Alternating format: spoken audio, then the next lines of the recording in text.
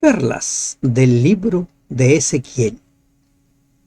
Vivimos en una sociedad en la cual se habla de derechos y deberes, pero se hace mayor hincapié en los derechos y muy poco es tocado lo relacionado con los deberes. En nuestra relación con Dios se hace mucho hincapié en nuestros deberes, porque el cumplimiento de esos deberes va o repercute directamente en nuestro beneficio.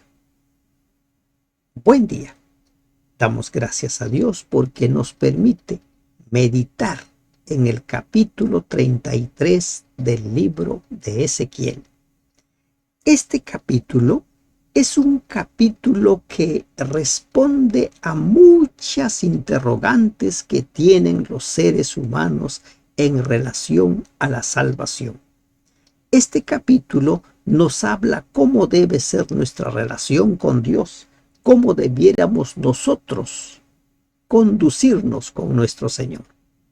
Vino a mí palabra de Jehová diciendo: Hijo de hombre, habla a los hijos de tu pueblo y diles: cuando trajere yo espada sobre la tierra, y el pueblo de la tierra tomare un hombre de su territorio y lo pusiere por atalaya, y él viere venir la espada sobre la tierra y tocare trompeta y avisare. Miren, aquí Dios está siendo claro sobre la responsabilidad, sobre el deber del atalaya. Si alguien es elegido, es llamado para ser atalaya, esa persona tiene un deber: hacer sonar la trompeta, avisar que viene el enemigo, que viene la espada. Y él viere venir la espada sobre la tierra y tocare la trompeta y avisare al pueblo. Cualquiera que oyere el sonido de la trompeta y no se apercibiere, y viniendo la espada lo hiriere, su sangre será sobre su cabeza. El sonido de la trompeta oyó y no se apercibió, su sangre será sobre él, mas el que se apercibiere librará su vida. El deber del atalaya. Su deber es hacer sonar la trompeta, le crean o no lo crean. El que le cree salvará su vida, el que no le cree, pues morirá. Pero él, el impío, por no obedecer, él es el único responsable, el único culpable de su muerte. Este es un mensaje para cada uno de nosotros, que también hemos sido llamados como atalayas. Miren, aquí Jesús o Jehová está poniendo un ejemplo. Le está poniendo un ejemplo muy claro a Ezequiel para decirle que esa es su misión, que él es el atalaya. Pero si el atalaya viere venir la espada y no tocare la trompeta, y el pueblo no se apercibiere, y viniendo la espada hiriere de él a alguno, este fue tomado por causa de su pecado, pero demandaré su sangre de la mano del atalaya. Miren, aquí hay un tema muy serio. Es una perla realmente que nosotros debiéramos tenerla muy presente. Dice: hiriere de él a alguno, este fue tomado por causa de su pecado. Muere por su pecado, porque ningún justo muere. Estamos hablando de asuntos de salvación. Fue tomado por causa de su pecado. Se pierde por causa de su pecado, porque cada uno va a recibir según cuáles sean sus obras. Pero el atalaya que no le apercibió, el atalaya que no le habló, que no le dijo que venía la muerte, también será responsable. Demandaré su sangre de mano del atalaya. Y tras esta introducción, ahora Dios le dice a Ezequiel: a ti pues, hijo de hombre, te he puesto por atalaya a la casa de Israel. y oirás la palabra de mi boca y los amonestarás de mi parte. Ya en capítulos anteriores, Dios le ha dicho a Ezequiel, tu deber es anunciarles, es hablarles. Te crean o no te crean. Y todavía en más de un pasaje, el Señor le dice con seguridad que no te van a creer porque estos son casa rebelde, porque estos son personas de cerviz dura. Pero ¿cuál es la misión del atalaya? Hacer sonar la trompeta cuando venga la espada. ¿Cuál es nuestro deber? Anunciar el evangelio. Nos crean o no nos crean. El atalaya debía hacer sonar su trompeta. Le crean o no le crean. Si él hacía sonar la trompeta, libraría su vida. Pero si no hacía sonar la trompeta, la sangre del pecador que muriera sería demandado sobre él. Cuando yo dijere al impío, impío de cierto morirás, si tú no hablares para que se guarde el impío de su camino, el impío morirá por su pecado, pero su sangre yo la demandaré de tu mano. ¿Se dan cuenta? Es lo mismo que dice en el versículo 4. Lo mismo. Ahora ya no habla de un atalaya, ya no pone esa figura, ese simbolismo. Ya no, ahora directamente le dice, cuando yo dijera al impío, vas a morir. ¿Y de qué manera Dios le dice al impío, vas a morir? Recuerden, la paga del pecado es la muerte. Recuerden que el pecado es la transgresión de la ley. Por medio de su ley, como habla el apóstol Pablo, es que Dios da a conocer a las personas su pecado.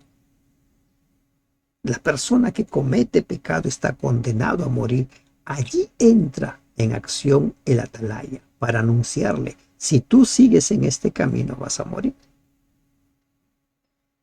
Te escuche, no te escuche, tu deber es anunciarle. Anunciarle que debe hacer cambios en su vida para no morir.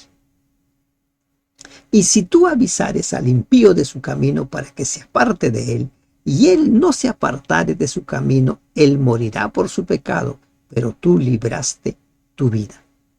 ¿Qué perla estamos encontrando aquí? La responsabilidad que tenemos nosotros de anunciar el evangelio. ¿Se dan cuenta? Hay un deber sagrado que todos tenemos, anunciar el evangelio. El pueblo de Dios, la iglesia de Dios, no está compuesta por un grupo de personas que están simplemente sentadas sin hacer nada. Bueno, voy a la iglesia, escucho el mensaje y allí termina. No.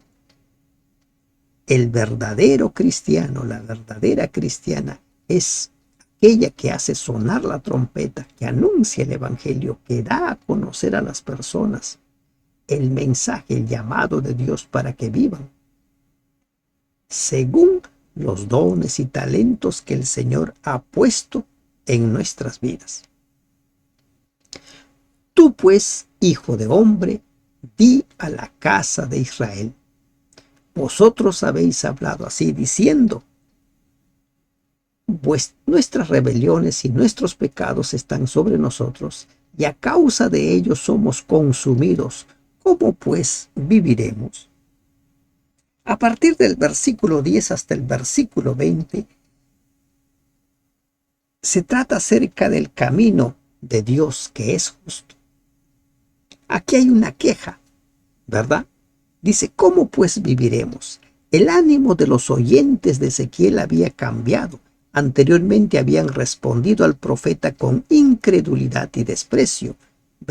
Capítulo 12, versículo 22. El pueblo había procurado justificar su pecado afirmando que estaban sufriendo el castigo no de sus propios pecados, sino de los pecados de sus padres. Recuerden, capítulo 18, versículo 2. Una vez que la destrucción de Jerusalén fue confirmada, no pudieron ya contradecir las palabras del profeta. Sumidos en la desesperación, preguntan angustiados si hay para ellos alguna esperanza en vista de que este es el castigo por sus pecados. Somos pecadores, estamos condenados a morir, como quien dice, ya no hay nada que se pueda hacer por nosotros. Hay muchas personas que andan diciendo, he cometido tantos pecados que ya no hay perdón para mí. Se ha acuñado una palabra que es una mentira total, es un engaño satánico. Para mí ya no hay perdón de Dios, porque he cometido los peores pecados, suelen decir algunas personas. Y es esto lo que estaban diciendo los judíos exiliados. ¿Cómo pues viviremos? Ahora Dios responde. Diles, vivo yo, dice Jehová el Señor, que no quiero la muerte del impío, sino que vuelva el impío de su camino y que viva. Volveos, volveos de vuestros malos caminos. ¿Por qué moriréis, oh casa de Israel? Ezequiel alegra a sus compatriotas con la seguridad de que Dios no quiere que mueran. Desea que todos se arrepientan y vivan, como dice 2 de Pedro 3:9.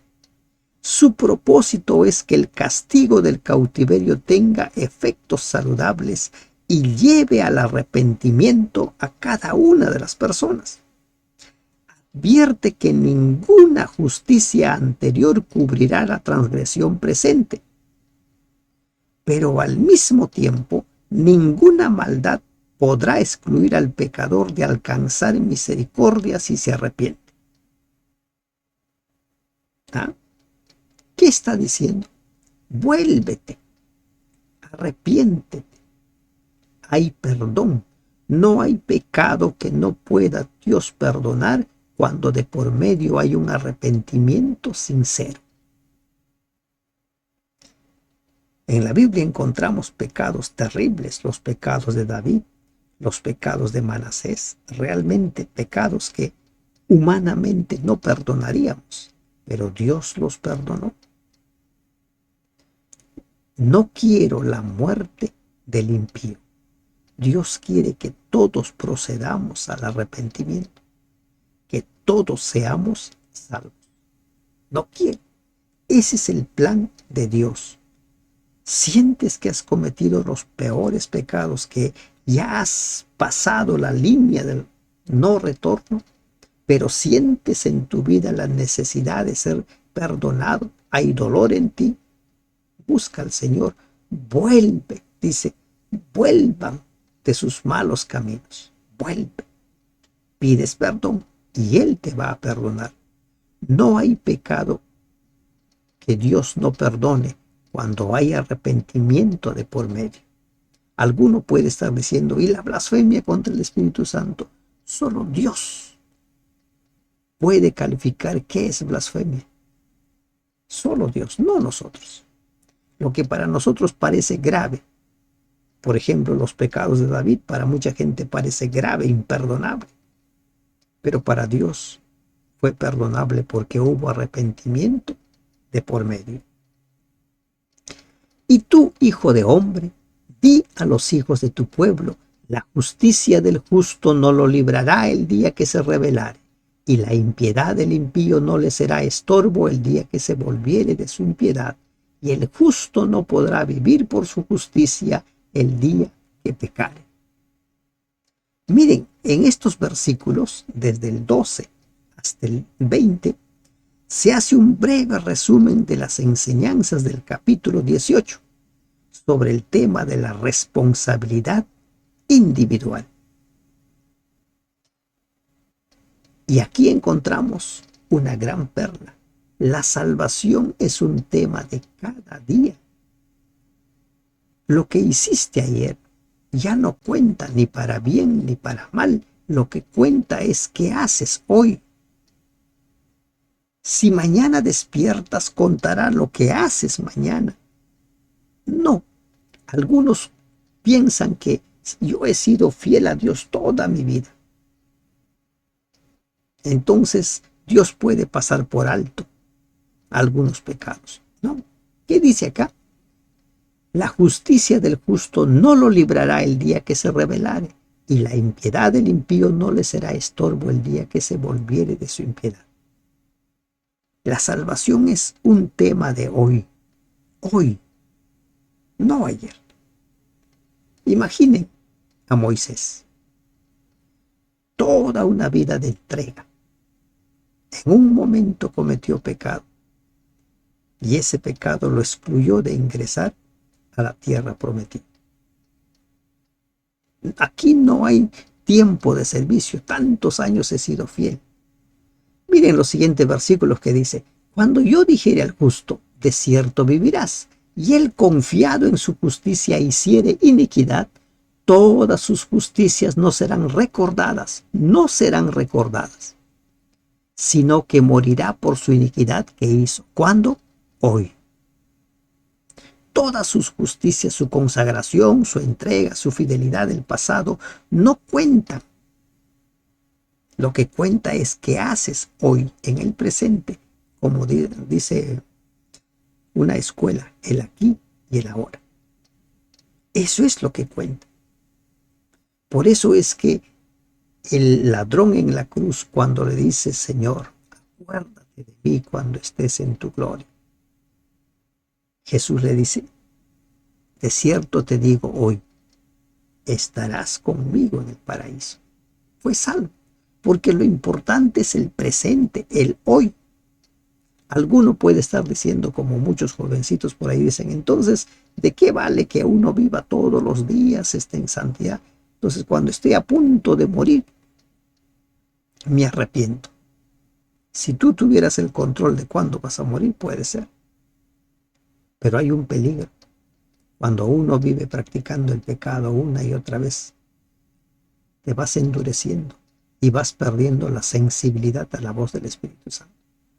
Por eso, la salvación es hoy. Si eres justo, sigue practicando la justicia. Sigue. No te confíes en tu justicia. Y cuando yo dijere al impío: de cierto morirás, si él se convirtiere de su pecado e hiciere según el derecho y la justicia, si el impío restituyere la prenda, devolviere lo que hubiere robado y caminare en los estatutos de la vida. Mire cómo llama Ezequiel a los mandamientos: estatutos de la vida, no haciendo iniquidad, vivirá ciertamente y no morirá. No se le recordará ninguno de sus pecados que había cometido. Hizo según el derecho y la justicia, vivirá ciertamente. ¿Se dan cuenta? El ayer no cuenta, lo que cuenta es el hoy. Hoy. Hoy debes consagrarte, hoy debes entregarte, hoy. No vivas del pasado, sino del presente. Es trágico, fatal, cuando algunas personas responden durante la escuela sabática y dicen: bueno, esta semana he tenido tantos problemas, no he tenido tiempo para estudiar la palabra de Dios. Si no tuvieron tiempo para estudiar la palabra de Dios, con seguridad tampoco se relacionaron con Dios, tampoco hicieron cuentas con el Señor. Y por eso es que mucha gente suele responder cuando le dicen: ¿y si Cristo viniere, usted estará preparado? Dicen: no, aún me falta. ¿Qué te falta? Lo único que te falta es relacionarte con el Señor cada día, hoy día. Hacer cuentas hoy día. Pedir perdón hoy día. Entregarle tu vida hoy día. Luego dirán los hijos de tu pueblo: no es recto el camino del Señor. El camino de ellos es el que no es recto, dice el Señor. Cuando el justo se apartare de su justicia e hiciere iniquidad, morirá por ello. ¿Por qué? Porque hoy está en el camino de los pecadores. Y cuando el impío se apartare de su impiedad e hiciere según el derecho y la justicia, vivirá por ello. ¿Por qué? Porque hoy se arrepintió, porque hoy fue vestido con la vestidura de justicia, el manto de justicia del Señor. Y dijisteis, no es recto el camino del Señor. Yo os juzgaré, oh casa de Israel, a cada uno conforme a sus caminos, a cada uno conforme a lo que ha hecho, a cada uno conforme a cómo ha respondido a la invitación de vuélvete, ven, arrepiéntete, ven. Recuerda, la salvación es un tema de todos los días, de cada día, hoy, no del ayer, no del mañana. Algunos viven, bueno, el próximo mes me arrepiento. No, es un tema de hoy. Los versículos 21 al 33 nos hablan acerca de las noticias que llegan de Jerusalén. Viene un hombre para dar las noticias de la caída de Jerusalén. Aconteció en el año 12º de nuestro cautiverio, en el mes 10º, a los 5 días del mes, que vino a mí un fugitivo de Jerusalén diciendo, la ciudad ha sido conquistada. Había caído. Dios le había anunciado a Ezequiel la caída y le dijo, registra este día porque ha sido sitiada.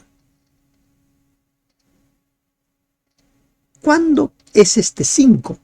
¿No? ¿A qué fecha se está refiriendo? Aproximadamente esta fecha vendría a ser el año 585 antes de Cristo, en el mes 10º.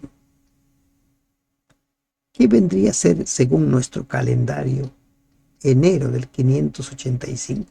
Unos 6 meses después de la caída de Jerusalén, en julio del 586. Porque llegar de Jerusalén hasta Babilonia no era asunto de un día o de horas, como hoy en día te subes a un avión o a un bus, es cuestión de horas. En ese entonces había que caminar. Ha caído. Llega la noticia de la caída de Jerusalén. Queda evidenciado que Ezequiel es un profeta verdadero, porque él registró cuando Dios le dijo, anota esa fecha. Y la mano de Jehová había sido sobre mí la tarde antes de llegar el fugitivo, y había abierto mi boca hasta que vino a mí por la mañana, y abrió mi boca, y ya no más estuve callado. Como ya vimos anteriormente en el capítulo 24, versículo 27, tal parece que solamente la boca de Ezequiel se abría para anunciar los mensajes de Dios. Los demás momentos estaban cerrados, pero ahora se abre su boca porque Dios le había anunciado que así sucedería. Recuerden en los primeros capítulos cuando estudiamos le dice, se va a cerrar tu boca, no vas a hablar. Y ahora llegó el momento de abrirse su boca y podía hablar. Y vino a mí palabra de Jehová diciendo, hijo de hombre, los que habitan aquellos lugares asolados en la tierra de Israel hablan diciendo, Abraham era uno y poseyó la tierra, pues nosotros somos muchos, a nosotros nos es dada la tierra en posesión. Según el relato, por ejemplo, que encontramos en Segunda de Reyes 25:12, Segunda de Reyes 25:22, en Jeremías 52:16, los pobres fueron dejados en la tierra para que cuidaran de las viñas y las tierras. A ellos se unieron judíos fugitivos provenientes de países vecinos. Este discurso tiene el propósito de refutar lo que decía esa gente. Se sentían con derecho de poseer la tierra. Ellos se consideraban justos. ¿Y qué es lo que les responde Dios a ellos? Diles, así ha dicho Jehová el Señor, comeréis con sangre y a vuestros ídolos alzaréis vuestros ojos y derramaréis sangre y poseeréis vosotros la tierra. Estos olvidaban que los exiliados sufrieron tal penuria a causa de sus pecados. Y ellos creían que a pesar de sus pecados, podían tener el derecho de quedarse con esas tierras. Estuvisteis sobre vuestras espadas, hicisteis abominación y contaminasteis cada cual a la mujer de su prójimo, y habréis de poseer la tierra. Miren la serie de pecados que se le va mencionando. Comer sangre, ¿no? Tratar injustamente, caer en los pecados, al punto de contaminarse con la mujer del prójimo. Estamos hablando de infidelidades. Y Dios le va mencionando la serie de pecados que ellos han cometido y que a pesar de ello se sentían con derecho de tomar la tierra. Les dirás así: así ha dicho Jehová el Señor, vivo yo que los que están en aquellos lugares asolados caerán a espada, y el que está sobre la faz del campo entregaré a las fieras para que lo devoren, y los que están en las fortalezas y en las cuevas de pestilencia morirán. Se enumera aquí 3 azotes: la espada de los babilonios o los forajidos del pillaje, las fieras y la pestilencia. Estos 3 castigos, estos 3 azotes suelen repetirse. El pecado no queda impune, el pecado siempre es sancionado. Ojo allí, ojo cómo vivimos. No cometamos el mismo error de esta gente, creer que tenemos muchos derechos a pesar de la forma de vida que tenemos, como aquellos que dicen: ya no estamos bajo la ley, sino bajo la gracia, y como sienten que están bajo la gracia, hacen lo que les viene en gana. No les importa lo que dice la palabra de Dios, no les importa lo que dicen las leyes de Dios. Para ellos todo eso está eliminado. Y convertiré la tierra en desierto y en soledad, y cesará la soberbia de su poderío, y los montes de Israel serán asolados hasta que no haya quien pase. Y sabrán que yo soy Jehová cuando convierta la tierra en soledad y desierto por todas las abominaciones que han hecho. El pecado tiene consecuencias, el pecado no queda impune. Eso hay que tenerlo claro en nuestra mente. Y tú, hijo de hombre, los hijos de tu pueblo se mofan de ti junto a las paredes y a las puertas de las casas, y hablan el uno con el otro, cada uno con su hermano, diciendo: venid ahora y oíd qué palabra viene de Jehová. No lo hacían porque creían, sino porque buscaban burlarse del profeta. Se mofan, dice, de ti. A sus espaldas hablaban, decían cosas, y cuando Ezequiel quería hablar le decían: vamos, vamos. La gente no se oponía a Ezequiel, disfrutaba de sus discursos. Es probable que el profeta no hubiera tenido antes una congregación tan numerosa ni tan promisoria. Pero a él se le advierte que esa gente era meramente oidores y no hacedores de la palabra. Cuando Jesús contó la parábola de los 2 cimientos, habla la necesidad de que seamos oidores y hacedores. Y vendrán a ti como viene el pueblo, y estarán delante de ti como pueblo mío, y oirán tus palabras, y no las pondrán por obra. Antes hacen halagos con sus bocas, y el corazón de ellos anda en pos de su avaricia. Bien, qué lindo sermón, predicaste bonito, ¿no? Halagos, pero no ponen en práctica lo que han escuchado. ¿Les suena familiar? ¿Verdad? Hay mucha gente que celebra cuando escucha un mensaje: qué lindo sermón, qué buen mensaje, pero no ponen en práctica nada de ello. Por lo tanto, no sirve. No sirve oír. Hay que oír y hay que hacer. Hay que leer y hay que hacer. Poner en práctica. Y miren el título que le pusieron a Ezequiel: he aquí que tú eres a ellos como cantor de amores, hermoso de voz y que canta bien, y oirán tus palabras, pero no las pondrán por obra. Los judíos se habían congregado como para escuchar el concierto de un artista. Qué lindo mensaje, qué lindas palabras, qué motivadoras, qué buen predicador, cantor de amores. Oían, pero no las ponían por obra. Este es un drama en la actualidad.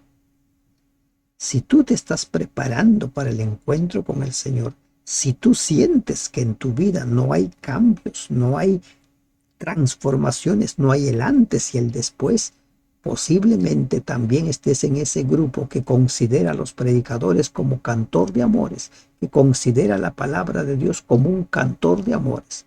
Lindo mensaje, bonito el mensaje, pero no lo estás poniendo en práctica. Pero cuando ello viniere, y viene ya, sabrán que hubo profeta entre ellos.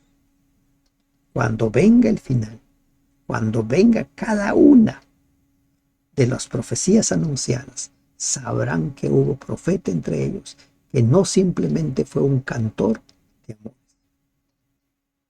Posiblemente a nosotros también nos tome mucha gente como cantor de amores, pero no nos corresponde a nosotros calificar a la gente.